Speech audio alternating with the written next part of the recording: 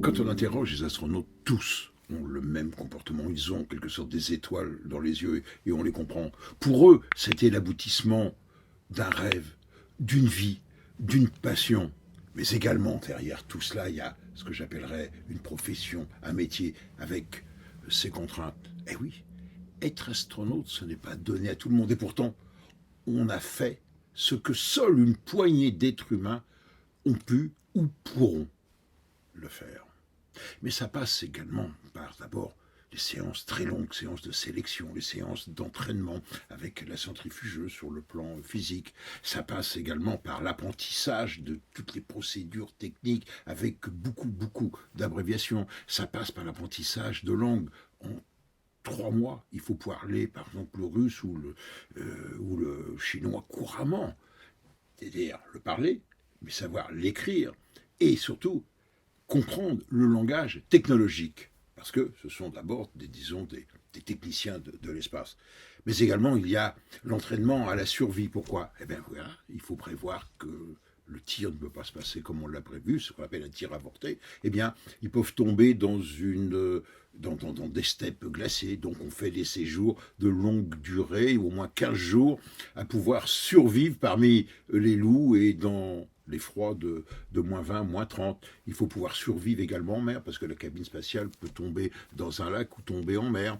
Il faut survivre dans une grotte de façon à survivre, si vous voulez, isoler tout un groupe pour voir les réactions psychologiques entre eux, la survie dans le noir pendant au moins 15 jours. Et puis, ne l'oublions pas, tout de même, il y a l'apprentissage, très long apprentissage, des expériences scientifiques qui vont mener, et puis il y a les séjours en piscine pour reproduire les sorties dans l'espace. C'est pas une petite partie de plaisir, on travaille jusqu'à l'épuisement. Mais tout de même, quand on accède à cette espèce de nirvana, quel bonheur, quel plaisir. Et pourtant, Pesquet qui repart une deuxième fois a le souvenir de son premier vol. Et donc il sait ce que sont les parties de bonheur, mais les parties également difficiles. Et voilà pourquoi Pesquet, j'oserais dire, a le courage de dire, regardez, dans le monde, un vol spatial, ça peut faire mal. Mais ça peut faire mal sur le plan psychologique.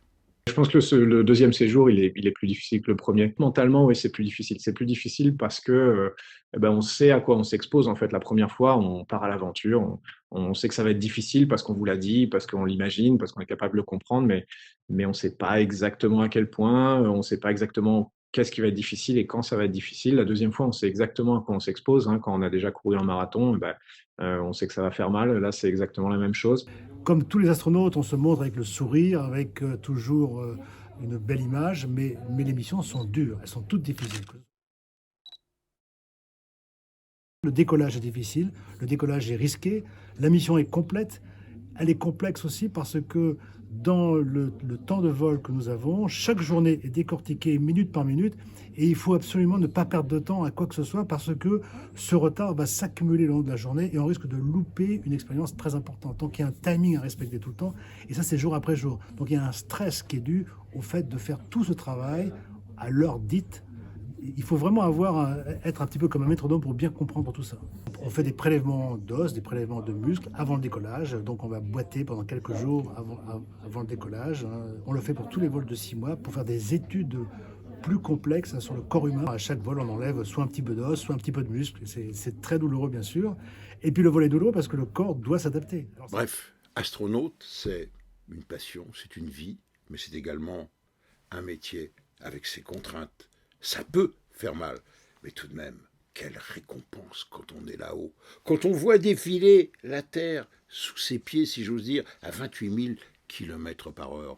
Allez, l'espace d'un instant, mettons-nous à leur place.